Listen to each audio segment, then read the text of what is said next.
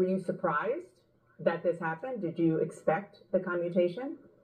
I had no expectations. I wasn't even aware until I learned it off of the chyron of mainstream media inside of the prison myself.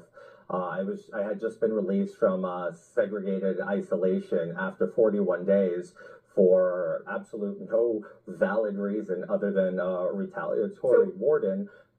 So sorry, I learned it from the TV. Yes, I mean, that's incredible. You were standing in prison, you looked up at television, and that's where you saw that your sentence was commuted?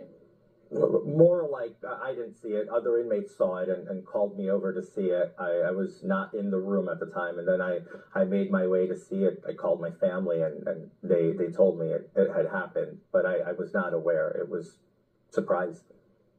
I want to just read to you something that your fellow New York Republican, the Congressman Nick Lalotta, tweeted after he saw that your sentence was commuted.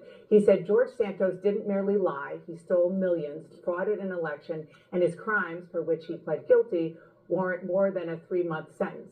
He should devote the rest of his life to demonstrating remorse and making restitution to those he wronged.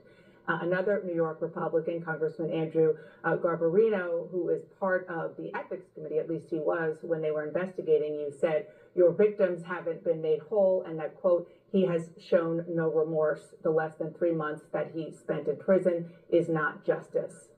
What's your response? Look, they're entitled to their opinion. Look, Dana, this isn't about tit for tat. It's not about revenge. It's not about retribution. It's obvious they are my critics, and they have the right to do that.